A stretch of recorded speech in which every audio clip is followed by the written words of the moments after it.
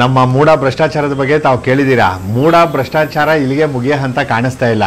ಇದರಲ್ಲಿ ಏನಪ್ಪಾ ಅಂದರೆ ಸರ್, ನಮ್ಮ ರೈತರುಗಳಿಗೆ ಸಿಗಬೇಕಾದ ಸವಲತ್ತುಗಳು, ರೈತರುಗಳು ಫಲಾನುಭವಿ ಆಗಬೇಕಾಗಿರೋಂತಹ ಜಾಗದಲ್ಲಿ ರಿಯಲ್ ಎಸ್ಟೇಟ್ ಏಜೆಂಟ್ಗಳು, ಬ್ರೋಕರ್ಗಳು, ರಾಜಕಾರಣಿಗಳು, ಅಧಿಕಾರಿಗಳು, ಬೇನಾಮಿ ಅವ್ರುಗಳೆಲ್ಲ ಸೈಟ್ ಕೊಟ್ಟಿರೋದು.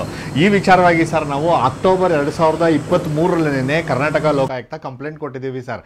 ಅಲ್ಲೇನೂ ಪ್ರಗತಿ ಕಾಣದೇ ಇರೋ ಕಾರಣ ಇದು ಸ್ಟೇಟ್ ಗೌರ್ಮೆಂಟ್ ಸಬಾರ್ಡಿನೇಟ್ಸ್ ಆಫೀಸರ್ಸ್ಗಳು ಯಾರು ಇದು ಇನ್ವೆಸ್ಟಿಗೇಷನ್ ಮಾಡಬಾರ್ದು, ಇದನ್ನು CBI ತನಿಖೆನೇ ಒಳಪಡಿಸಬೇಕು, ಹೈ ಲೆವೆಲ್ ಇನ್ವೆಸ್ಟಿಗೇಷನ್ ಆಗಬೇಕಂತೇಳಿ ಪ್ರಧಾನಿ ಮೋದಿ ಅವರಿಗೆ ನಾವು ಜುಲೈ ತಿಂಗಳಲ್ಲಿ ಕಂಪ್ಲೇಂಟ್ ಕೊಟ್ಟಿದ್ದೀವಿ ಸರ್. ಇದರಲ್ಲಿ ಏನಪ್ಪ ಅಂತಂದರೆ ಗಿಸ್ಟ್ ಸರ್, ಒಂದೇ ಒಂದು ಎಕ್ಸಾಂಪಲ್ ಹೇಳ್ತೀನಿ. ಇಲ್ಲಿ ಯಾರೋ ಒಬ್ಬರು ಮಂಜುನಾಥ ಅನ್ನೋ ವ್ಯಕ್ತಿಗೆ ಇವರು 2021 ಇನ್ಸ್ಟಾಲ್ಮೆಂಟ್ ಬೇಸಿಸಲ್ಲಿ ಆ ಸಮಯಕ್ಕೆ ಸ್ವಲ್ಪ ಅಂತ ಹೇಳ್ಬಿಟ್ಟು ಇವರು ಸೆಲ್ ಡೀಡ್ಗಳನ್ನ ಮಾಡ್ಕೊಡ್ತಿರೋದು. 2021 ಡೈರೆಕ್ಟಾಗಿ GPA ಹೋಲ್ಡರ್ಗೆ 5 ಸೆಲ್ ಡೀಡ್ ಮಾಡಿಕೊಟ್ಟಿರೋಂಥದ್ದು. 2023 ಒಂದೇ ತಿಂಗಳಲ್ಲಿ 23 ಸೆಲ್ ಡೀಡ್ ಮಾಡಿಕೊಟ್ಟಿರೋದು. ಈಗ 2024 ಮೇಲ್ ಒಂದು 5 ಸೆಲ್ ಡೀಡ್ ಮಾಡಿಕೊಟ್ಟಿರೋದು. ಈ ರೀತಿ ಎಲ್ಲ ನಟೇಶು ಮತ್ತು ದಿನೇಶ್ ಕುಮಾರ್ ಅನ್ನೋ ಕಮಿಷನರ್ಗಳು ಈ ರೀತಿ GPA ಹೋಲ್ಡರ್ಗೆ ಡೈರೆಕ್ಟ್ ಬೆನಿಫಿಷಿಯರಿ ಅಂತ ತೋರಿಸ್ಬಿಟ್ಟು ಸೆಲ್ ಡೀಡ್ ಮಾಡಿಕೊಡ್ತಿರೋದು ಸರ್. ರೈತರ ಭೂಮಿ GPA ಹಾಕೊಂಡ್ಮೇಲೆ ಅದ್ರ ಫಲಾನುಭವಿ ರೈತ ಆಗಬೇಕು ಸರ್. ಇಲ್ಲಿ ನೋಡಿದ್ರೆ ರಿಯಲ್ ಎಸ್ಟೇಟ್ ಏಜೆಂಟ್ಗಳು, ರಿಯಲ್ ಎಸ್ಟೇಟ್ ಬ್ರೋಕರ್ಗಳು, GPA ಹೋಲ್ಡರ್ಗಳು ಇವ್ರುಗಳಿಗೆಲ್ಲರೂ ಬೆನಿಫಿಷರಿ ಅಂತೇಳಿ ಡೈರೆಕ್ಟಾಗಿ ಸೆಲ್ ಡೀಡ್ ಮಾಡಿಕೊಡ್ತಿರೋದು.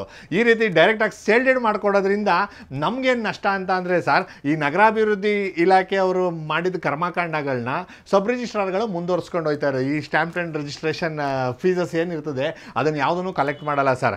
ಈ ರೀತಿ ಸೆಲ್ ಡೀಡ್ ಮಾಡಿಕೊಟ್ಟಿರೋದು ಸರ್ ಕೇವಲ 1,000 ರೂಪಾಯಿ, 2,000 ರೂಪಾಯಿ, 3,000 ರೂಪಾಯಿ ಸಿಂಬಾಲಿಕ್ ಸೇಲ್ ಕನ್ಸಿಡ್ರೇಷನ್ ಅಂತ ಸರ್. ಸಾಂಕೇತಿಕವಾಗಿ 3,000 ರೂಪಾಯಿನ ಪಡ್ಕೊಂಡು ಸರ್ 60, 40, 30, 40 ನಿವೇಶನಗಳನ್ನ ಈ ರೀತಿ ಕ್ರಯಪತ್ರ ಮಾಡಿಕೊಟ್ಟಿರೋದು. ಇಲ್ಲಿ ಸರ್ ಸಬ್ ರಿಜಿಸ್ಟ್ರಗಳು GPA ಹೋಲ್ಡರ್ ಅಂತ ಗೊತ್ತಿದ್ರೂ ಸಹ ಅವರೇ ಫಲಾನುಭವಿ ಆಯ್ತವ್ರೆ ಅಂತ ಅಂದ್ರೂ ಸಹ ಅವ್ರಿಗೆ ಸೆಲ್ ಡೀಡ್ ಮಾಡಿಕೊಟ್ಟಿರೋದು. ಮತ್ತು ಇದರಲ್ಲಿ ಇನ್ನೊಂದು ಸರ್, ಒಂದಷ್ಟು ರಿಟ್ ಪೆಟಿಷನ್ಗಳದ್ದು ಉಲ್ಲೇಖ ಮಾಡ್ತಾರೆ ಸರ್. ರಿಟ್ ಪೆಟಿಷನ್ ಸಂಖ್ಯೆ 25-130/2022 ಅನ್ವಯ ನಾನು ಸೆಲ್ ಡೀಡ್ ಮಾಡಿಕೊಟ್ಟಿದ್ದೀನಿ ಅಂತ ಹೇಳ್ತಾರೆ ಸರ್. 2021 ಇಸ್ವಿಲಿ, 2024 ಇಸ್ವಿಲಿ ಸರ್. ಇದರಲ್ಲಿ ತಾವು ರಿಟ್ ಪೆಟಿಷನ್ ತಾವು ಗಮನಿಸ್ಬೋದು. ಈ ರಿಟ್ ಪೆಟಿಷನ್ ಅನ್ವಯ ಸರ್ ಇಲ್ಲೆಲ್ಲೂ ನ್ಯಾಯಾಲಯ ಇವರಿಗೆ ಸೈಟ್ಗಳನ್ನ ಕೊಡಿ ಅಂತ ಹೇಳಿಲ್ಲ ಸರ್. ಈ ರಿಟ್ ಪೆಟಿಷನಲ್ಲಿ ಯಾರೋ ಶಿವಮ್ಮ, ಶೋಭಾ, ರಾಜಶೇಖರ, ಪ್ರದೀಪ್ ಕುಮಾರ ಅನ್ನೋರು ಪಾರ್ಟಿ ಸರ್. ಇವರು ಜಸ್ಟ್ GPA ಹೋಲ್ಡರು ಸರ್. ಇಲ್ಲೇನಂದರೆ ಸರ್ ಹೈಕೋರ್ಟ್ಗಳು ಬಂದು ಸರ್ ಅದು ಅಪಿಲೆಂಟ್ ಅಥಾರಿಟಿ, ಕಾನ್ಸ್ಟಿಟ್ಯೂಷನಲ್ ಬೆಂಚಸ್ಸು, ಅಲ್ಲಿ ಯಾವುದೇ ರೀತಿ ಟ್ರಯಲ್ ಆಗಲಿ ಎನ್ಕ್ವೈರಿ ಆಗಲಿ ನಡೆಯಲ್ಲ ಸರ್, ಬರೀ ಡೈರೆಕ್ಷನ್ ಅಷ್ಟೇ ಕೊಡೋದು. ಹೈಕೋರ್ಟ್ನವ್ರು ಏನು ಹೇಳಿದ್ದಾರೆ ಸರ್, ಇಲ್ಲಿ authorities are directed to address the grievances of the petitioner and consider the representation dated 28/10/2022 and pass appropriate order in accordance to law within a period of 3 week. 3 ವಾರದೊಳಗಡೆ ಅವ್ರು ಏನು requisition ಕೊಟ್ಟಿದ್ದಾರೆ ಅದನ್ನು ಕಾನೂನು ಪ್ರಕಾರ ನೀವು ವಿಲೆ ಮಾಡಿ ಅಂತ ಡೈರೆಕ್ಷನ್ ಇರೋದು. ಇದನ್ನು ಸರ್ ತಪ್ಪಾಗಿ ಅರ್ಥೈಸಿ ಹೈಕೋರ್ಟ್ನವರು ನಮಗೆ ಸೈಟ್ ಕೂಡ ಕೇಳೋರೆ GPA ಹೋಲ್ಡರ್ಗೆ ಅಂತ ಹೇಳ್ಬಿಟ್ಟು ಇವರು ಇದನ್ನೆಲ್ಲ ತಪ್ಪಾಗಿ ಉಲ್ಲೇಖ ಮಾಡಿಬಿಟ್ಟು ಮಂಗ ಮಾಡಿರೋದು ಸರ್. ಅಲ್ಲಿ ಮೆಂಬರ್ಗಳಿಗೆಲ್ಲರೂ ನಾವು ಹೈಕೋರ್ಟ್ ಆರ್ಡರ್ ಕಂಪ್ಲೈನ್ಸ್ ಮಾಡ್ತೀವಿ ಅಂತೇಳಿ ಮೂಢ ಮೆಂಬರ್ಗಳಿಗೂ ದಾರಿ ತಪ್ಪಿಸಿದಲ್ಲದೆ ಈ ಕಮಿಷನರು ಸಬ್ ರಿಜಿಸ್ಟ್ರಾರ್ಗಳನ್ನು ಅಡ್ಜಸ್ಟ್ ಮಾಡ್ಕೊಂಡು ಸಬ್ ರಿಜಿಸ್ಟ್ರಾರ್ಗಳಿಗೂ ಸ್ಟ್ಯಾಂಪ್ ಡ್ಯೂಟಿ ರಿಜಿಸ್ಟ್ರೇಷನ್ ಫೀಸ್ ಕೊಡ್ದಂತೆಯೇ ಈ ರೀತಿ ಅಕ್ರಮವಾಗಿ ಸೆಲ್ ಡೀಡ್ ಮಾಡಿಕೊಟ್ಟಿರೋದು. ಇದಿಷ್ಟೇ ಅಲ್ಲ ಸರ್, ಇನ್ನೊಂದು ಹಾಸ್ಯಾಸ್ಪದ ನೋಡಬೇಕು ನೀವು. 2021 ಯಾವುದೋ ಒಂದು ರಿಟ್ ಪೆಟಿಷನ್ ಸಂಖ್ಯೆನ ನಮೂದು ಮಾಡೋರೆ. ರಿಟ್ ಪೆಟಿಷನ್ ಸಂಖ್ಯೆ 56,604 56,611 ಆಫ್ 2013 ಅಂತೆ ಸರ್. ಸರ್ ಈ ರಿಟ್ ಪೆಟಿಷನ್ನು ಸಹ ನೀವು ನೋಡ್ಬೋದು. ಇಲ್ಲ ನಮ್ಮ ಹೈಕೋರ್ಟ್ ವೆಬ್ಸೈಟಲ್ಲೇ ಸಿಗ್ತದೆ. ಇದೇನು ರಾಕೆಟ್ ಸೈನ್ಸ್ ಅಲ್ಲ, ಇದು ಕಾನೂನು ಓದಬೇಕಂತೇನಿಲ್ಲ, ಎಲ್ಲ ಪ್ರತಿಯೊಬ್ಬ ಸಾಮಾನ್ಯ ವ್ಯಕ್ತಿಗೂ ಅರ್ಥ ಆಯ್ತದೆ. ಈ ರಿಟ್ ಪೆಟಿಷನ್ ಆದೇಶದಂತೆ ಕೊಟ್ಟಿದ್ದೀವಿ ಅಂತ ಹೇಳ್ತಾರೆ ಸರ್. ಈ ರಿಟ್ ಪೆಟಿಷನಲ್ಲಿ ಯಾರೋ ಗಂಗಾಧರ, ಶಾಂತರಾಜು, ಶಿವಣ್ಣ, ನರೇಂದ್ರ ಅನ್ನೋರು ಇದಕ್ಕೆ ಪಾರ್ಟಿಗಳು ಸರ್. ಇದ್ಯಾವುದೋ ಹಾಸನ್ PWD ಇಲಾಖೆಗೆ ಸಂಬಂಧಪಟ್ಟಿದ್ದು. ಅಲ್ಲೇ ಹೈವೇಗೆ ಲ್ಯಾಂಡ್ ಹೋಗಿರ್ತದೆ, ಆ ಲ್ಯಾಂಡ್ಗೆ ಕಾಂಪನ್ಸೇಷನ್ ಕೊಟ್ಟಿರ್ತಾರೆ. ಈ ಮಂಜುನಾಥ್ ಅನ್ನೋ ವ್ಯಕ್ತಿಗಾಗಲಿ ಈ ಮೂಡಾಗಾದರೂ ಆಗಲಿ ಮತ್ತೊಂದು ಇದಕ್ಕೆ ಸಂಬಂಧನೇ ಇಲ್ಲ. ಈ ರೀತಿಯೆಲ್ಲ ತಪ್ಪಾಗಿ ಯಾವುದಾದ್ರೂ ರಿಟ್ ಪೆಟಿಷನ್ ಹಾಕೋದು, ರಿಟ್ ಪೆಟಿಷನ್ ಹಾಕೊಂಡು ಇವ್ರುಗಳಿಗೆಲ್ಲ ಸೈಟ್ನ ಡೈರೆಕ್ಟ್ ಬೆನಿಫಿಷರಿ ಅಂತೇಳಿ ಅವ್ರ ಫೋಟೋ ಅಂಟಿಸ್ಬಿಟ್ಟು ಅವ್ರನ್ನೇ ಭೂಮಿ ಕಳೆದುಕೊಂಡ ಫಲಾನುಭವಿ ಅಂತೆ. ಇವ್ರ ಹೆಸರಲ್ಲಿ RTCನೂ ಇಲ್ಲ, ಇವ್ರು ಈವರೆಗೂ ಯಾವಾಗಲೂ ಭೂ ಮಾಲೀಕರೂ ಆಗಿಲ್ಲ. ಯಾರ್ದೋ ಭೂಮಿ ಭೂಮಿಗೆ ಜಿ ಪಿ ಹಾಕೊಂಡಿರ್ತಾರೆ, ಆ ಜಿ ಪಿ ಆಧಾರದ ಮೇಲೆ ಇವ್ರನ್ನೇ ಡೈರೆಕ್ಟ್ ಬೆನಿಫಿಷರಿ ಅಂತ ತೋರಿಸ್ಬಿಡೋದು. ಜಮೀನು ಕಳೆದುಕೊಂಡವರ ಮಂಜೂರಾತಿ ಪತ್ರ. ಇವ್ರ ಜಮೀನು ಇದ್ರೆ ಅಲ್ವಾ ಸರ್ ಕಳ್ಕೊಳ್ಳೋದಕ್ಕೆ. ಇಷ್ಟೆಲ್ಲ ಗೊತ್ತಿದ್ರು ಸಹ, ಇಷ್ಟೆಲ್ಲ ಅಕ್ರಮ ಮಾಡಿದ್ರು ಸಹ ಈ ಮೂಢ ಆಯುಕ್ತರುಗಳು ಏನಿದ್ದಾರೆ, ಈ ನಟೇಶು ಮತ್ತು ದಿನೇಶ್ ಕುಮಾರ್ ಅನ್ನೋರಿಗೆ ಈವರೆಗೂ ಯಾವುದೇ ರೀತಿ ಸಣ್ಣ ಪನಿಷ್ಮೆಂಟು ಆಗಿಲ್ಲ sir. Instead of that sir, ಅವ್ರಿಗೆ ಇನ್ನೂ ಒಳ್ಳೊಳ್ಳೆ ಜಾಗದಲ್ಲಿ ಇನ್ನೂ ಒಳ್ಳೊಳ್ಳೆ ಸೌಕರ್ಯ ಕೊಟ್ಬಿಟ್ಟು ಕುಂಡಿಸ್ತವ್ರೆ. ನಾವು ಇದನ್ನು ಅಪೋಸ್ ಮಾಡ್ತೀವಿ ಸರ್. ಇದೊಂದು ನಮ್ಮ ದೇಶದ ದುರಂತ ಸರ್. ಇಷ್ಟೆಲ್ಲ ಕೋಟ್ಯಾಂತರ ರೂಪಾಯಿ ನಷ್ಟ ಮಾಡಿರೋಂತಹ ಕಮಿಷನರ್ಗಳು ಮತ್ತು ಸಬ್ ರಿಜಿಸ್ಟ್ರಾರ್ಗಳು ಇವ್ರ ಮೇಲೆ ಇದುವರೆಗೂ ಯಾವುದೂ ಕ್ರಮ ಆಗಿಲ್ಲ. ದಯಮಾಡಿ ಈಗಲಾದ್ರೂ CBIನವರು ಎಂಟ್ರಾಗಿ ಇವ್ರುಗಳಿಗೆಲ್ಲ ತಕ್ಕ ಶಾಸ್ತಿ ಆಗಬೇಕು. ಈ ರೀತಿ ಎಲ್ಲ ರೈತರಿಗೆ ಸಿಗಬೇಕಾಗಿದ್ದ ಸವಲತ್ತುಗಳನ್ನೆಲ್ಲ ಇವರು ವಂಚನೆ ಮಾಡಿರೋ ಕಾರಣ ಇವ್ರನ್ನೆಲ್ಲ ಬಂಧಿಸಬೇಕು, ಜೈಲ್ಗೆ ಕಟ್ಟಬೇಕು ಅನ್ನೋದು ನಮ್ಮ ಆಗ್ರಹ ಸರ್. 14 ಸೈಟ್ನ ಆಂಟಿಸಿಪೇಟರಿ ಬೆಲ್ ಮಾಡ್ಕೊಂಡ್ಬಿಟ್ಟವ್ರೆ ಇವರು. ನಾವು 14 ಸೈಟ್ನ ನಾವು ಚೀಫ್ ಮಿನಿಸ್ಟರ್ ಕಡೆಯವರು ಕೊಟ್ಟಿದ್ದೀವಿ.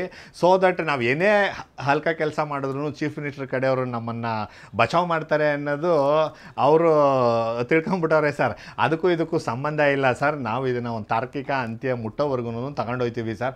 ನಾವು ಅಲ್ಲಿ ನಮ್ಮ ನ್ಯಾಯಾಲಯಗಳಲ್ಲಿ ಏನು ಮಾಡ್ತೀವಿ ಅಲ್ಲೂ ಫೈಟ್ ಮಾಡ್ತಾ ಇದ್ದೀವಿ.